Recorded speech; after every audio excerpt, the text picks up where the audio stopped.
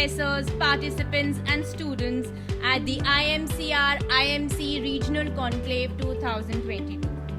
Iamcr maintains a formal relationship with the United Nations system as a non-governmental organization and has special consultative status with UNESCO and with the UN Economic and Social Council. Iamcr-Iimc Regional Conclave is organized on the theme of communication research in the era of new globalization, reorientation, challenges and changing context by Iamcr ambassadors in India, Professor Surbhi Dhaya and Ms. Priyanka Sachdeva with no travel grant. Professor Surbhi Dhaya is presently working as professor in the Department of English Journalism at Indian Institute of Mass Communication under Ministry of Information and Broadcasting, Government of India. I would now like to invite Professor Gobind Singh. He's the Dean of Academics at IIMC. And Professor Gobind Singh is MA, MPhil, PhD, D.Lit from Punjab University, Chandigarh. He's a gold medalist in BA, MA, MPhil and awarded by Ganesh Shankar Vidyarthi Award by President of India for his contribution to the Hindi journalism. तो ये बहुत ही खुशी की बात है हम सब के लिए कि आज हम लोग इस प्रोग्राम के तहत यहाँ बहुत बिजी चल रहा है हमारा शेड्यूल, प्लेसमेंट्स हो रहे हैं स्टूडेंट्स के लिए और साथ ही साथ यहाँ इस तरह का एक कॉन्क्लेव भी रीजनल कॉन्क्लेव हो रहा है। इसके लिए मैं सुरभि जी का, प्रोफेसर सुरभि जी का बहुत बहुत धन्यवाद करता हूँ। जो सबसे बड़ी बात मुझे इस कॉन्क्लेव की लग रही है वो ये है कि इसमें एक तो स्टूडेंट्स शामिल हैं आईएमसी के और बहुत सारे और इंस्टीट्यूट्स के स्टूडेंट्स शामिल हैं और साथ ही साथ बहुत सारे फैकल्टी के इधर उधर तमाम इंस्टीट्यूट्स के फैकल्टी मेंबर्स भी यहाँ पर आए हुए हैं और वो सब जो है एक ऐसे युग की बात कर रहे हैं जो ग्लोबलाइजेशन से भी आगे का युग। हम लोग देखते हैं कि नए नए शब्द, नए नए जुमले बीच बीच में आ जाते हैं। हमने मॉडर्निज्म देखा, फिर उसके बाद पोस्ट मॉडर्निज्म देखा, हमने मार्क्सवाद का कोलैप्स देखा, उसके बाद उसी से जन्मा हुआ एक लिबरलिज्म देखा। अब लिबरलिज्म से भी आगे की चीज़ न्यू लिबरलिज्म आ गई है।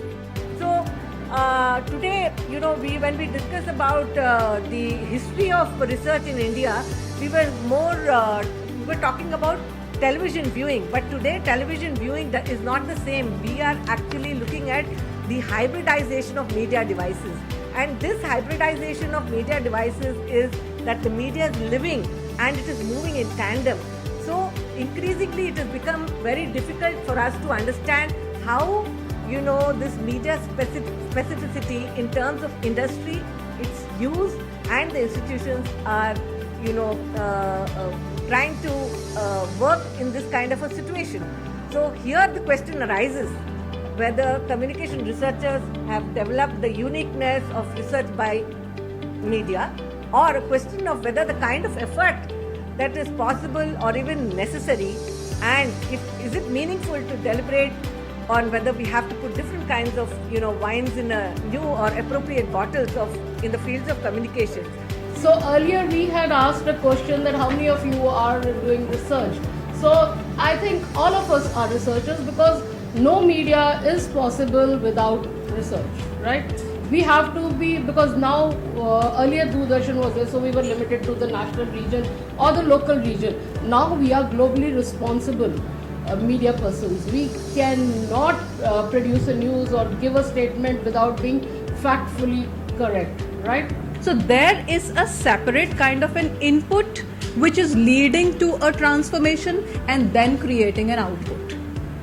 Precisely the reason why we need to reorient ourselves, we need to rethink about how we want to research. Because McLuhan could not have dreamt in his dreams that 40-50 years after what he said, he will become so relevant once again. So when we say the world is a global village, we know we're talking of disruptive technologies, we're talking about an era where things are all so similar and so interconnected. We're talking of lives that are virtual. We're talking of virtual social platforms. That is why, and if you look at the theories also, communications, most of them have been taken from either the Western world, the European world, or any other places. Rarely have we added anything new to it. Efforts are on, and I'm sure this will be one stepping stone towards that. That we think about communication research in a very different way than Indian research. Questions of production and circulation of information on COVID-19 to something like a 7.8 billion people, which is a kind of global community, health community, which is currently under question.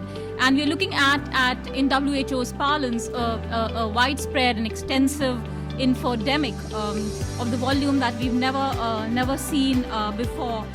Not at the time of SARS, not at the time of Zika, not earlier before swine flu or Ebola or any of that.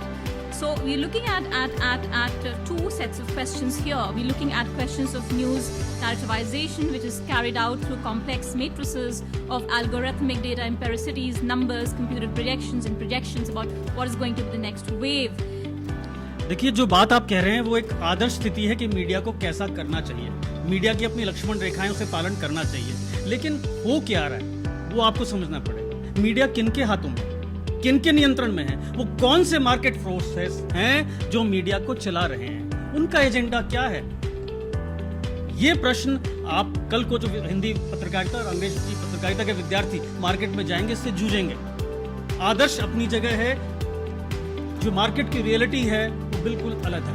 How one person interacts or one culture interacts with another or a group of another culture, right? It's different from cross-cultural communication in that suppose I compare the culture of India to the culture of another country. That would be more like an exercise in cross-cultural communication, okay?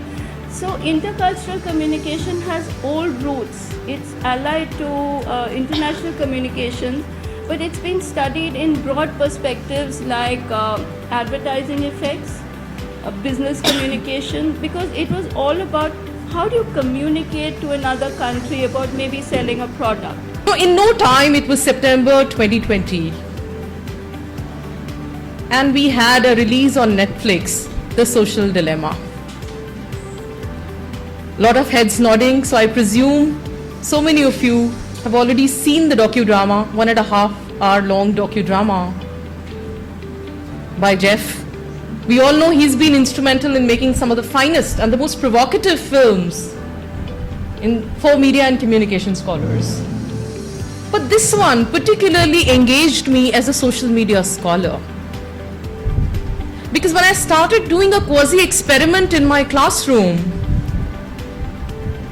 after exposing them to some of the visual stimuli in that particular film, by the way, for some of you who've not seen the film is about how technology giants, technological companies, they are using various means, methods and materials. We apply those values and morals into our action, that becomes ethic.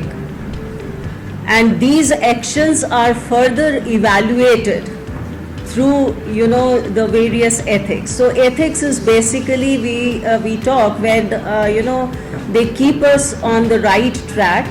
So values and ethics tell us what is right and wrong at a particular point of time in our actions. Coming down to media ethics would be a set of moral principles which guide the working of the media. It is for the media professionals, or when we talk about the working of media organizations. So that is where we come down to media ethics, and global media ethics. Again, when we think of applying those principles at the global level, the global coverage or the reportage would mean when we talk about the global media ethics. How political economy theory or the practice of political economy is different than the linguistic part, where we try to understand what is there in the